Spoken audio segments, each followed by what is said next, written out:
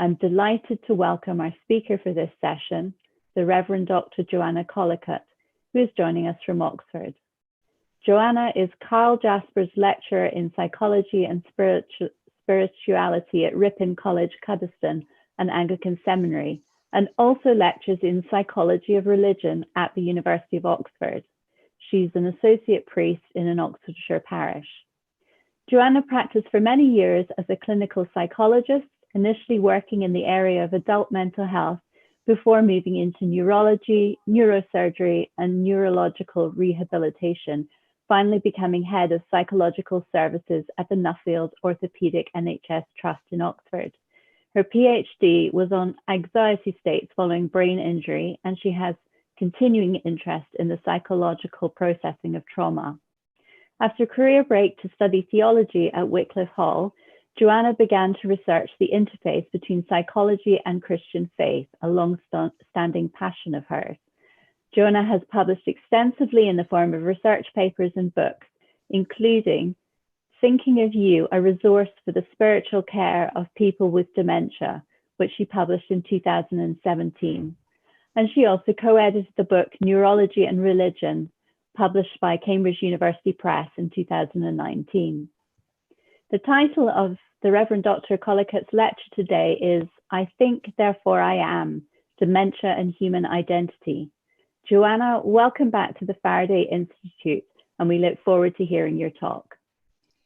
Thank you very much for that kind introduction, Sarah. And as you have said, today I'm going to be looking at human identity and exploring questions of human identity from the perspective or using dementia as a case study to open up some questions, perhaps not to give definitive answers, but to open up some questions on human identity that perhaps cannot be raised in any other way.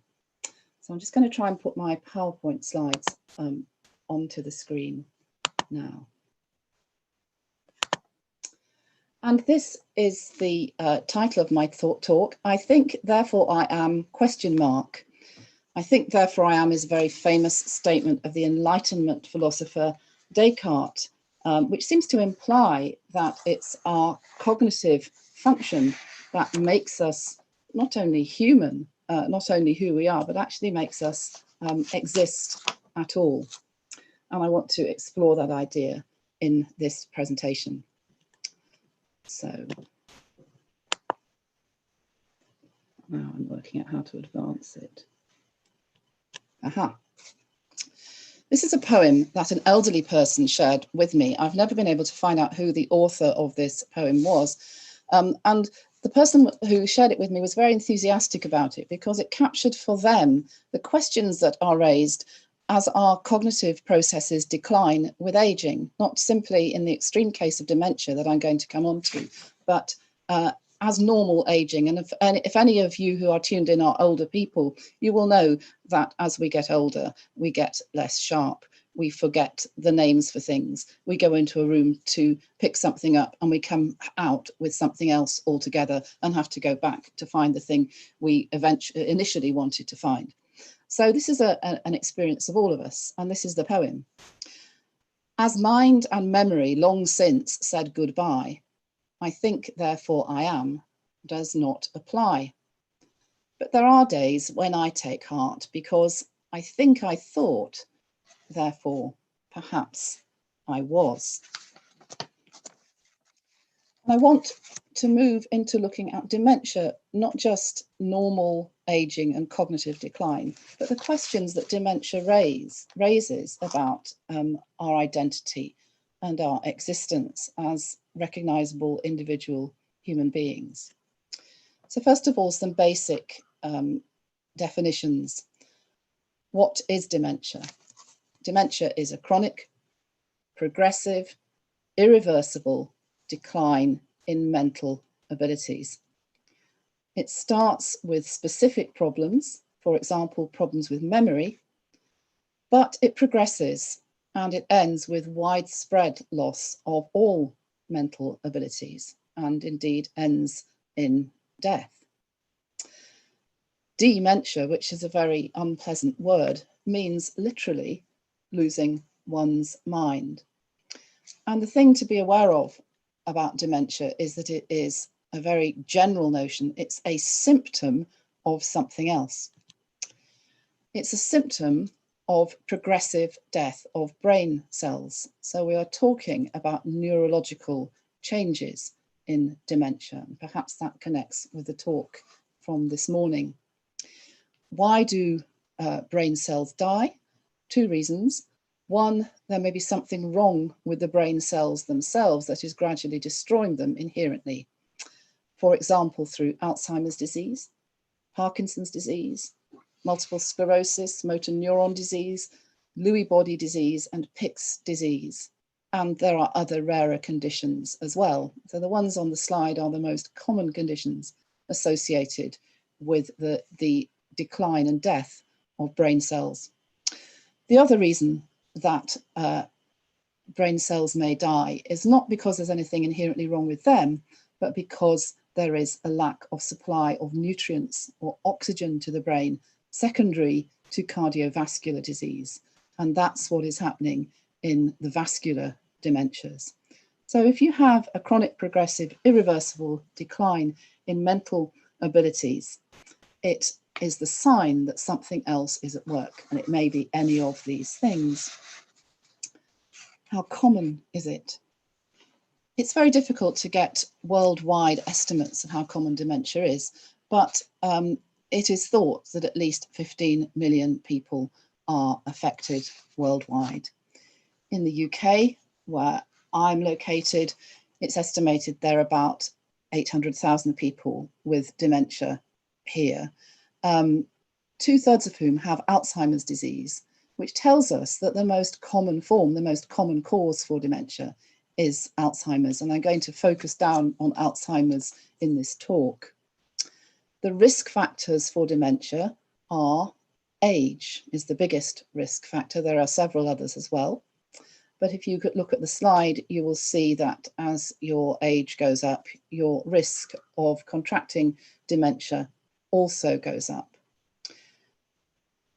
It's usually associated with old age, but you may well be aware that rarely people in younger age groups contract dementia. I've put on the slide some figures for 40 to 64-year-olds, but in fact, people younger than 40 can also contract dementia. Even in the oldest old, that is people in their 90s, the risk of dementia is about 1 in 3. That's a high risk, but another way of looking at that is that 2 out of 3 people in their 90s do not have dementia.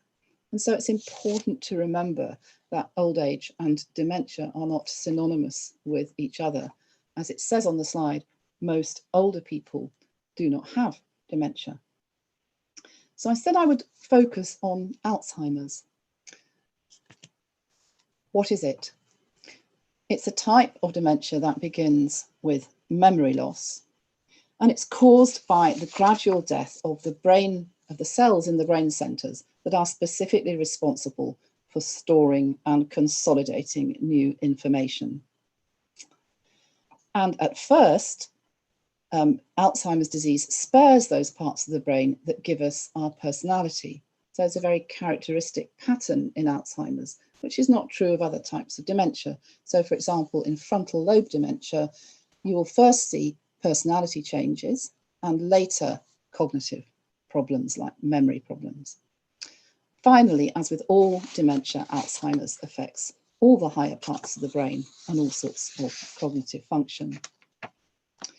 So just to expand that a little bit, on this slide, there is a picture of the brain as if it were transparent, and you can see that there are centers deep in the brain, which are the centers that are first, where you first spot changes in Alzheimer's disease. And the key structures are in what's called the medial temporal lobes, and the important structures are the 2 hippocampi.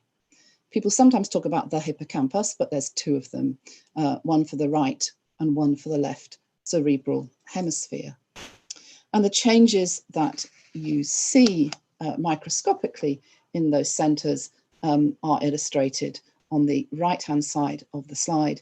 There's changes, abnormalities in the protein structures that you find in those cells, amyloid plaques and neurofibrillary tangles. So there's something to see at a microscopic level, which tells you characteristically that this brain is affected by Alzheimer's.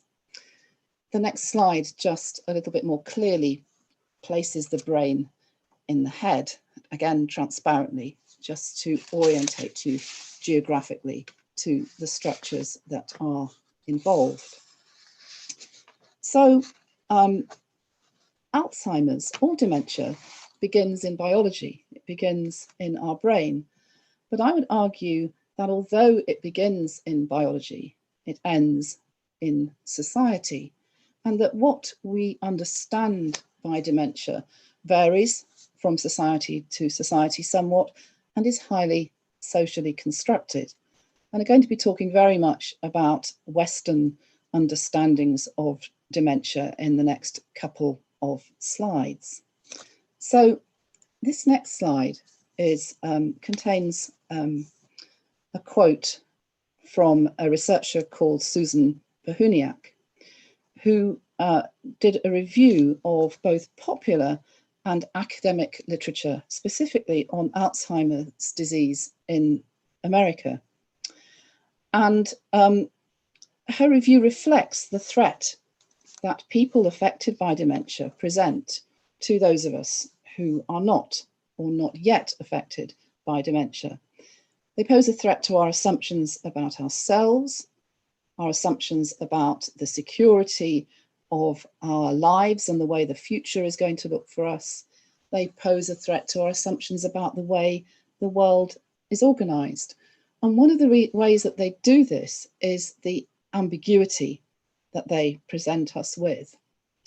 And the ambiguity, which is one of those things that makes us very, very disturbed, we don't like ambiguity as human beings, is captured by this disturbing societal narrative of the living dead. The nearest to the living dead that we have in our cultural toolkit that we can apply to this is the idea of the zombie. And so this quote says, strong negative emotional responses to people with Alzheimer's disease are buttressed by the social construction of them as zombies, people who are alive and yet dead. It infuses the social discourse about Alzheimer's disease with a politics of revulsion and fear that separates and marginalizes those with Alzheimer's.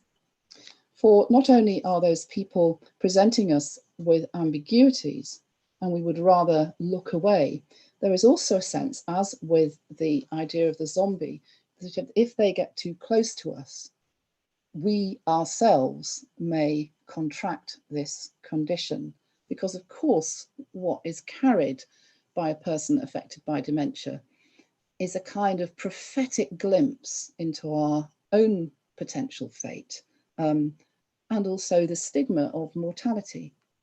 So the picture on the slide is a still from a very dark, hilarious comedy, which I don't recommend, but I think is very funny, called Cockneys versus Zombies, which is a story of how the world is saved by a group of people in an old people's residential home who pit their wits against an invasion of zombies from outside. But the still is a brilliant, is part of a brilliant chase scene in the movie, which is incredibly slow because the zombie cannot walk fast, and the older person, played by Richard Briers with his walking frame, can also not walk very fast, and he is dashing as fast as he can, which is very slow, to escape the zombie. And of course visually they look and they move in an incredibly similar kind of way.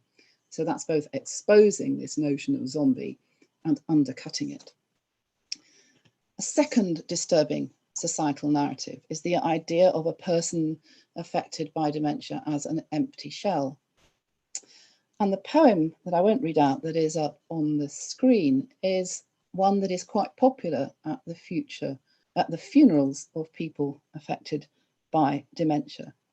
And it plays into a narrative that the person who that person was died some time ago, and that all that is being disposed of in the funeral is the physical body, the remains of the person. So it begins, you didn't die just recently, you died some time ago.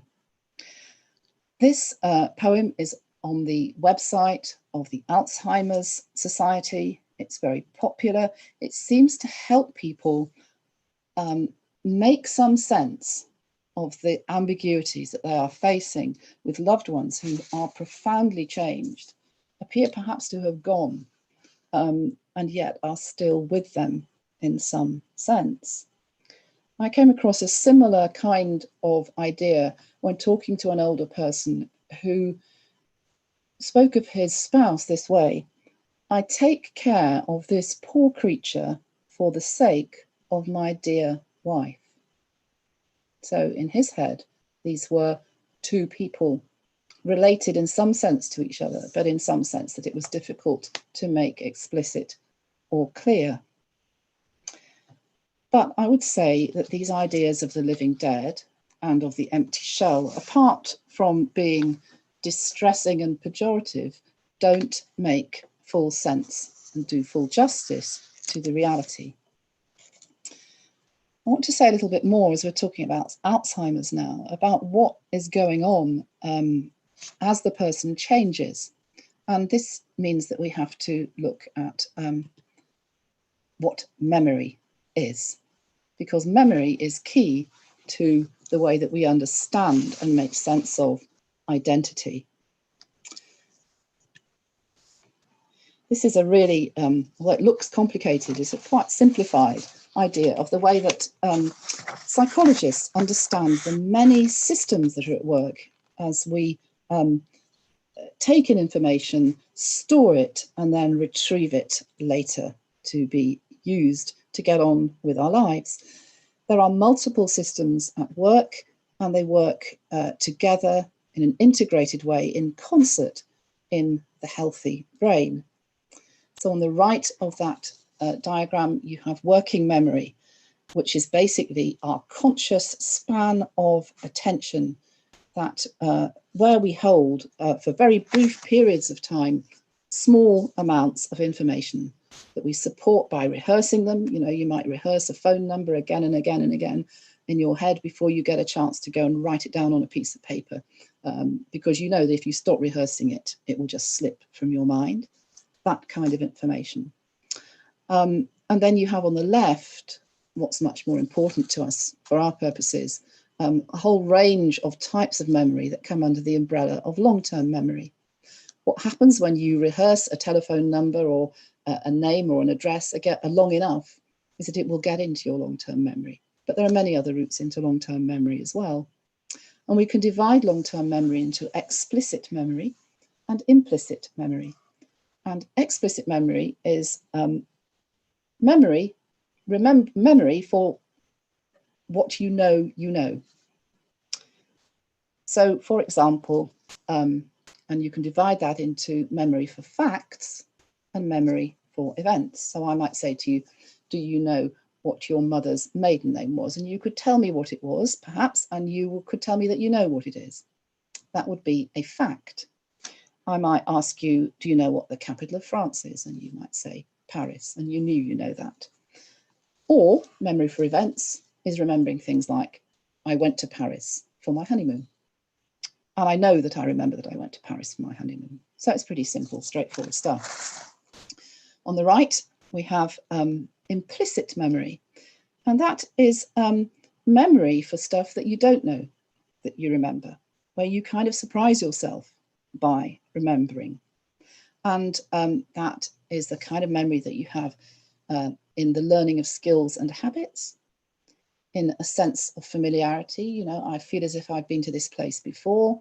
I don't remember having been there, but I have this feeling. And then somebody will tell you, actually, many years ago, we did come here, and you've forgotten the fact and the event, but you have that familiar sense. Or memory for emotional associations, remembering a smell that evokes a feeling, of comfort or excitement or fear. I can give you an example of implicit memory for a skill. I was knitting something, or I was asked to knit something a couple of years ago. I hadn't knitted in years, and I wasn't at all sure if I knew. When I opened the pattern, it said cast on 100 stitches. I thought, I don't know how to cast on stitches. I wonder how you do it. And as I was thinking that, I found I'd cast on about 20 stitches. So my muscles remembered, even though consciously I couldn't remember. And normally in life, these things work together. And we can perhaps get an idea of them coming apart at times. So if you think of perhaps a time when you've woken up in the morning and you've had a bad feeling, but you don't know why, or a good feeling and you don't know why, and then slowly you remember what is happening that day. I feel bad. Oh, I remember I've got a dental appointment. I feel good. Oh, I remember it's my birthday or it's Christmas Day. So in Alzheimer's disease, you have very specific effects on these different memory systems. Your working memory is okay, but you can't pass information from working memory into long-term memory. You forget facts and events because your explicit memory, as it indicates on that diagram, is just knocked out gradually. But interestingly, your implicit memory may remain relatively intact. And the reason that the memory changes are like this is that because those structures in the two hippocampi, those medial temporal lobe structures that we looked at in the earlier diagram, as they shrink and decline and die, it's essentially like a door shutting. And the route into explicit memory and the route out of the memories that you've stored right across your brain. So the memories go in through those little doors, as it were, but as the disease progresses, the doors gradually shut. You can't put new memories in and you can't take old memories out. And it gradually, the doors close until they are shut fast. But interestingly, as those of you who have any experience of being alongside people with dementia will know, there are ways in to memory through that other route, implicit memory, through feelings, through music, through smell, through skills, and so on. So just to summarize that, Alzheimer's dementia affects that long-term explicit, what's sometimes called declarative memory, memory for facts and events. And those memories that have been laid down for longest are the ones that are spared for longest. That's because they will have been consolidated. They're stronger, whereas the more recently laid down memories are more fragile, more chaotically stored. It spares working memory. That's not a particularly interesting point, but the really important thing is that it spares long-term implicit memory, the skills, emotions, and associations. And because of that, we can never say it doesn't matter what we do to someone with advanced Alzheimer's, because they won't remember. They will remember, but they'll just remember the feeling. So they'll remember cruelty or pain.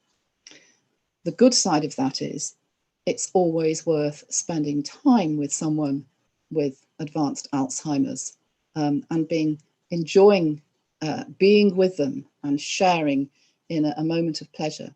Because although the minute you've gone, they will forget that you visited, they'll forget the fact, they'll forget the event, the feeling will have made a difference. The feeling will stay with them longer. The quality of their lived experience will improve. So what does this have to say about human identity? This is a quote from a person with fairly advanced middle stage Alzheimer's, very touching quote. The person I miss most is me. This relentless advance of memory, which we might think initially as being affecting people so they they can't live independently, they can't look after themselves, they can't carry out tasks, also has an effect on their sense of who they are and on our sense of who they are. This is a slide that I often use with my students to explain the complexity of personality. I say it's like a layer cake. We tend to think of personality as being about personality traits or personality types, the sorts of things that are measured by personality tests, such as the NEO-PI, which measures the big five, or the Myers-Briggs indicator. But personality, like memory, is complex and it's multi-layered. And the psychologist Dan McAdams has pointed out that other layers beyond our dispositions, our temperament, which is at the bottom of this layer cake, come into play and are important. Our goals and our values, what we're typically striving towards. And I would add the way that these are expressed in our social role and place. And on top of them, the stuff that happens to us in our lives, self-defining moments. And finally, the way that these are all woven together. We weave these together ourselves, and we do this in collaboration with other important people in our lives to construct a life story. So the impact of dementia, if you imagine, I'm just going to give you a kind of imaginative case. If I've become irritable or querulous instead of confident and outgoing, if I don't knit anymore or love to follow the tennis, my personality appears to have changed. If I'm no longer in my home or my hometown, and if I can no longer function as the secretary of the bowls club, or as a grandparent, or as the one who is the peacemaker in family disputes, I will have relinquished my previous social and geographical place, and I'll have taken on a new one, a demented person resident in an institution in a distant town. And above all, if I have forgotten my story, I have, in a deep sense, lost myself. And it's possible for us to see dementia as a kind of unraveling of our personal and our social identity.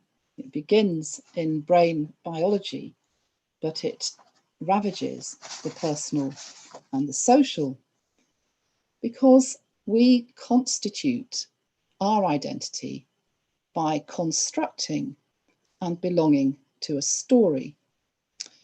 And you see this in all the great faith traditions of the world, which are who look back to their formative life events that give them as a community an identity. And I've put two of those obvious ways of doing that on the screen: the Passover, and for Christians, the Eucharist. Do this in remembrance of me. When Christians come together to share the Eucharist, they remember, they tell and retell their story, but they also assert their identity. And of course, that is perhaps even more profoundly true for the Passover. When we forget our story, we, in a deep sense, lose ourselves. And so I think I put this in my abstract. People have said that the tragedy for the person affected by dementia is not so much what we might think, which is that she or he forget, but that she or he are forgotten. And other people start to tell another story about us, perhaps a zombie or an empty shell story, but never, whatever story, it is not fully ours anymore. And this can further deconstruct us and marginalize us. Or, more positively, it can remember us. The story needs to be told. So I just want to move to the idea of telling a better story. I think of it, I've got several knitting analogies clearly on my mind here, in terms of picking up stitches or weaving, and using Christian theology to tell a better story. That's the faith perspective that I am coming from, and that the framework that I've used to try and make sense of some of these things. And the three parts to this I want to just draw to your attention. We don't have time to do any more than that. Is first to think about what the idea of God as our creator who cherishes us has to say to help us make sense of what is going on for people affected by dementia in terms of their personhood and identity. Secondly, God as our gracious sustainer. And finally, God, our loving Redeemer. First of all, our Creator. The Judeo-Christian tradition teaches that all human beings are made in the image of God, that God looked at God's creation, God saw that it was good and that human beings were the pinnacle of it. In Psalm 139, there is this idea explored that God has known us right from the very beginnings of our life, through our life as we change. And in some of the other Psalms, for example, Psalm 71, there is this sense of the continuity, again, through remembering the acts of God, of the identity of the human being, through the care that God has for them right across the lifespan as they change. Secondly, the Bible really has no time for this kind of dualistic notion of the empty shell. The Bible sees the human soul as embodied, with the potential for a spiritual life, something that comes out of the brain body material. It is not a free-floating, platonic, independent spirit that is somehow just off on its own, that we are embodied and embrained and integrated human people. And we need to take that into account as we think about the challenges posed by dementia. Secondly, and perhaps we think about this less, a riposte to the I think, therefore I am of Descartes is, I would say, God thinks, therefore I am.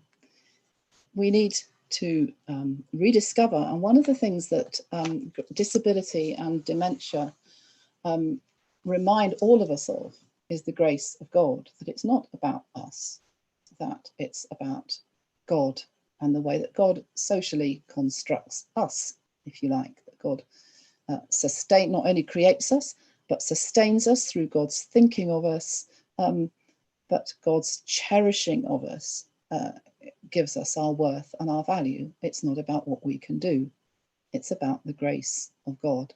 And we can kind of delude ourselves that it's about us when life is going well and we think we're in control and our achievements are multiple and we are healthy. But we very quickly are reminded when these things change that perhaps that is not the way things are.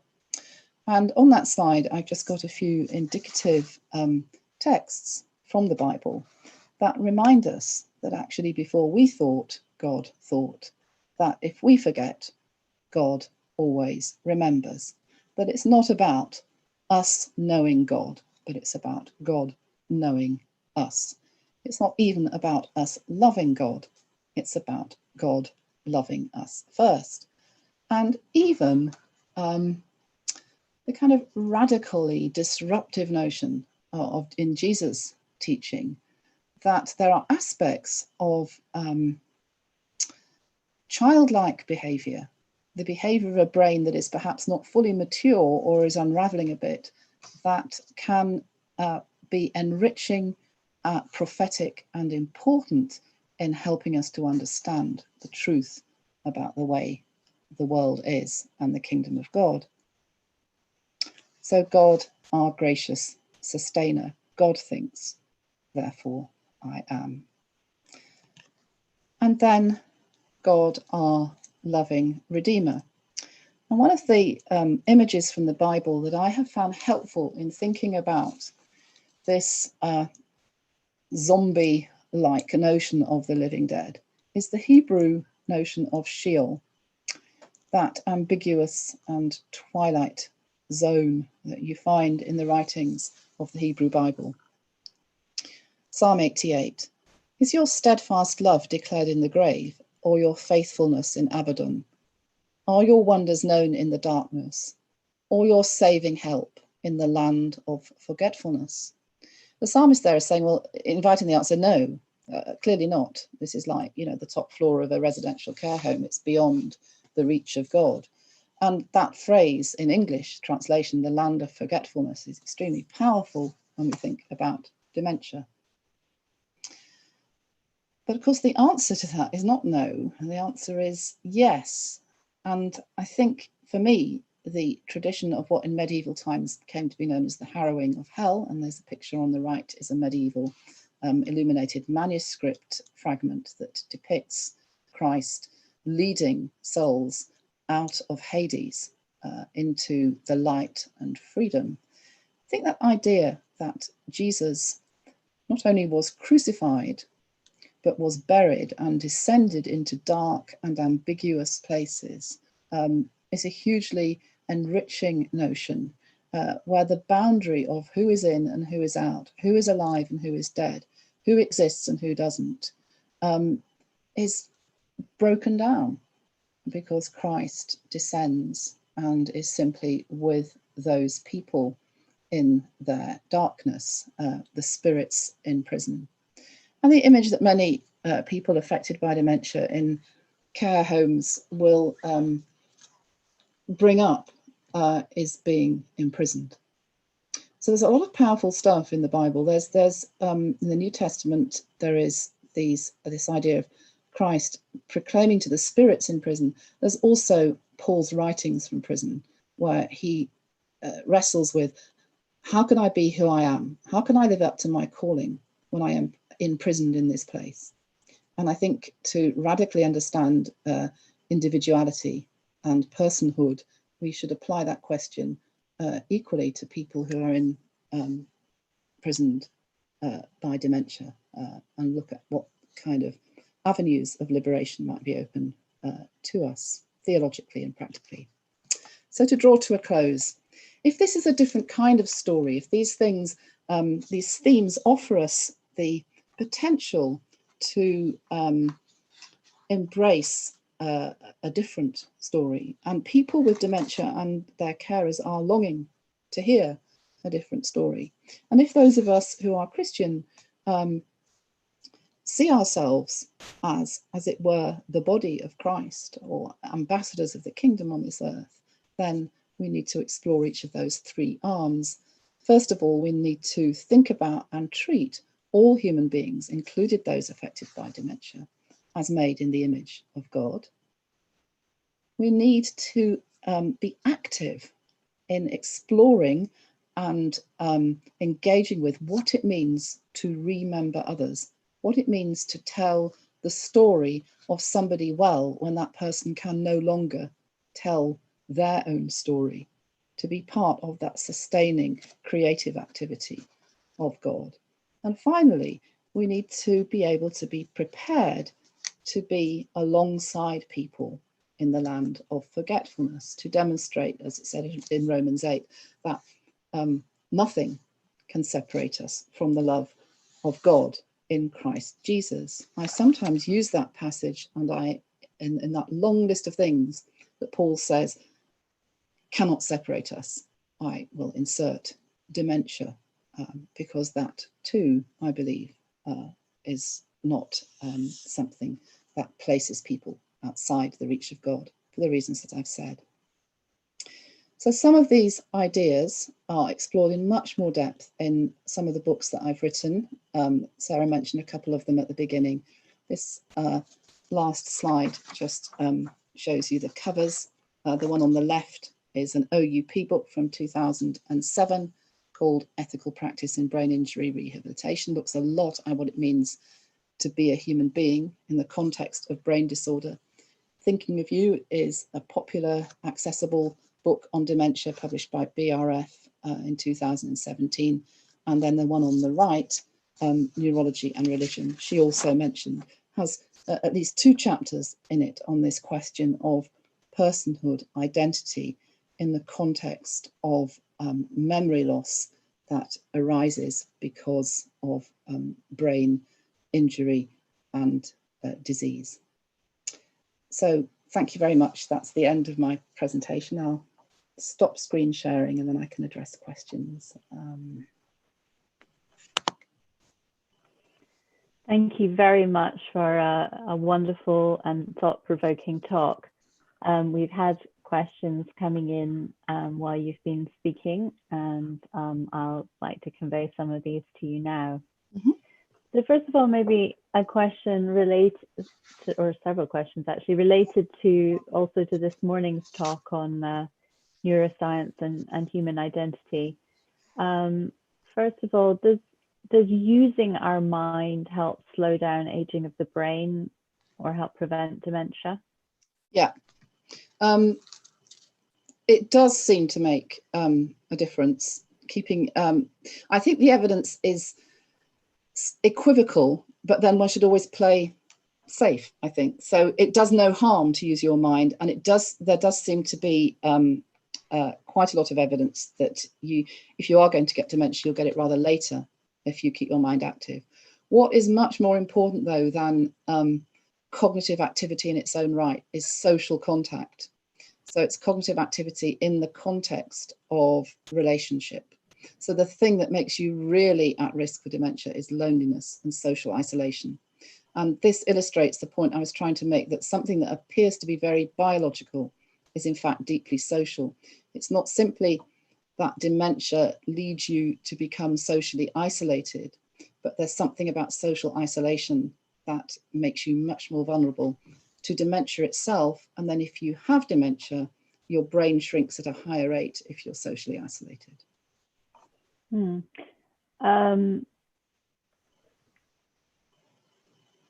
another question, you talked about the fact that dementia tends to affect factual memory, but not emotional memory. What about things like reasoning and imagination?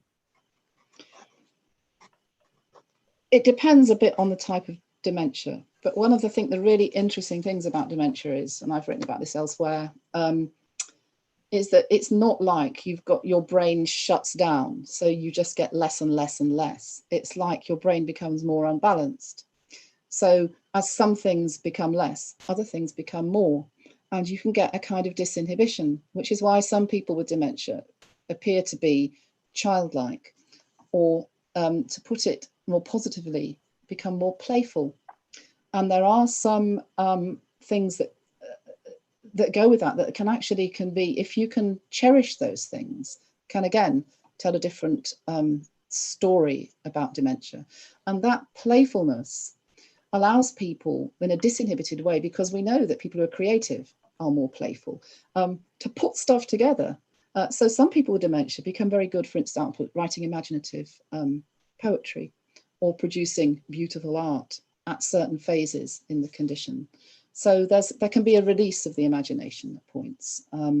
Sometimes, though, as with children and young people, it's often unconventional. And I think the really important thing, this is why I keep talking about the social construction, is not to say, oh, look, that person's become a childish version of who they were, saying a whole lot of stuff that sounds a bit mad. I know they've got dementia and this is a symptom of it.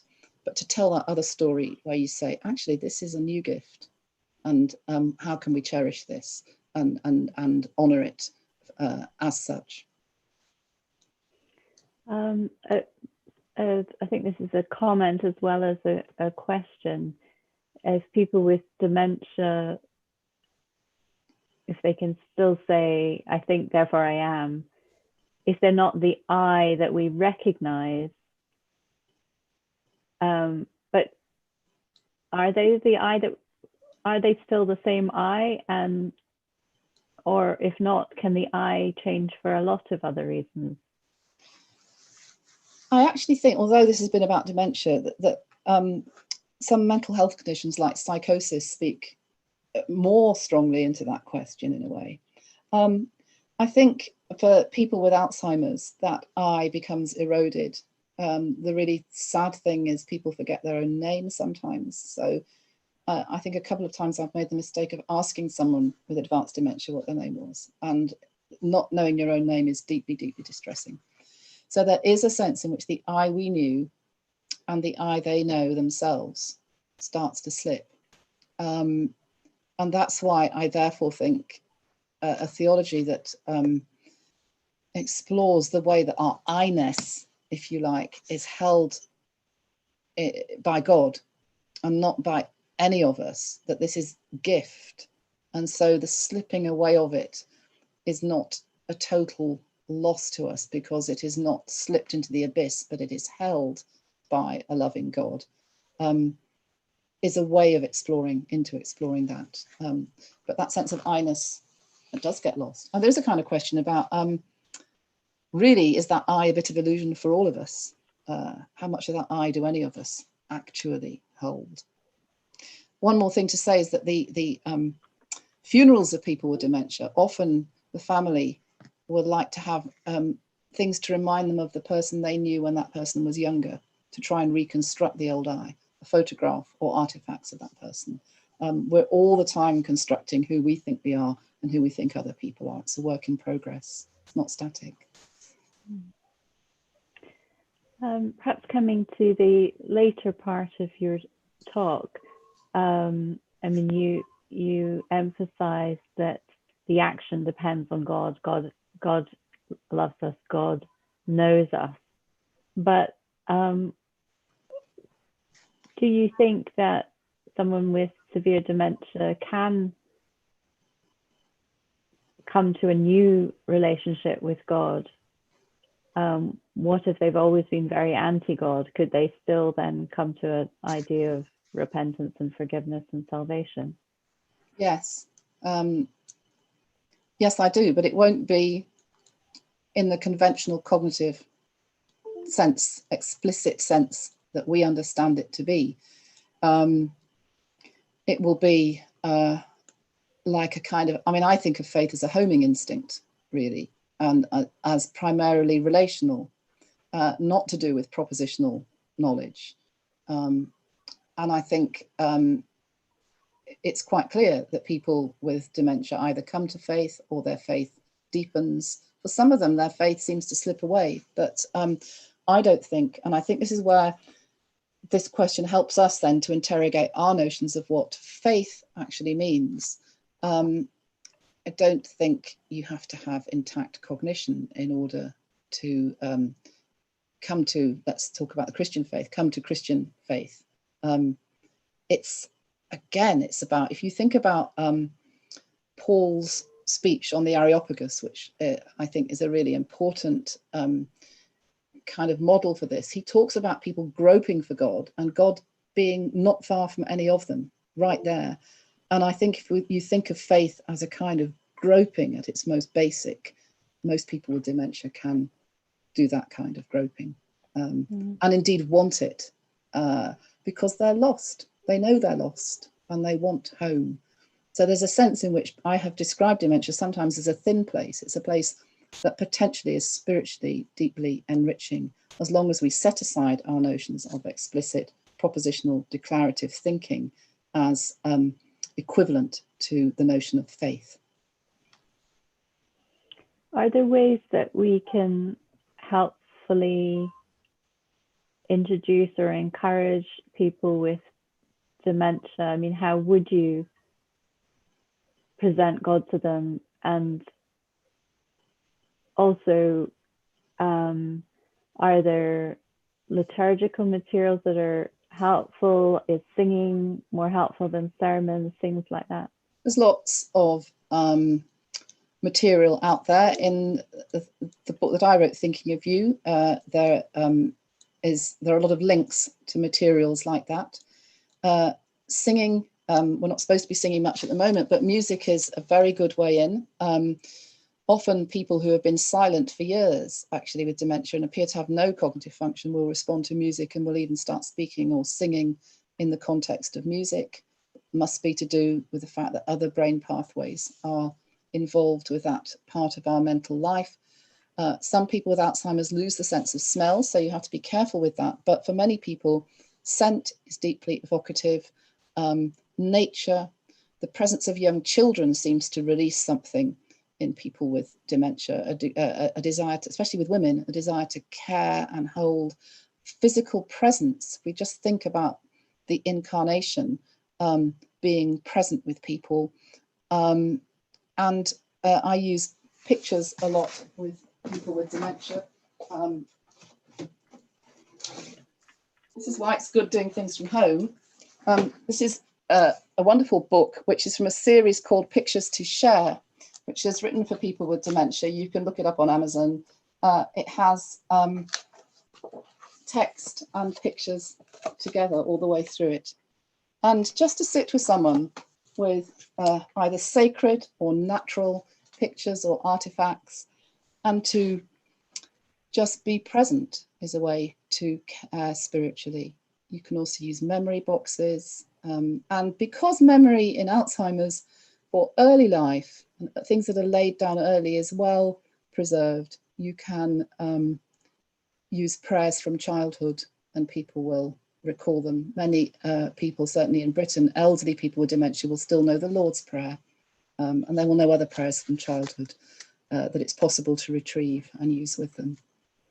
Can you give us some just very practical ideas? I mean, many of us have family or friends who are suffering from dementia in different forms. There's one question: what do you think makes people with Alzheimer's more happy? What the Alzheimer's Society say is that when you've met one person with dementia, you've met one person with dementia, because they are all so different.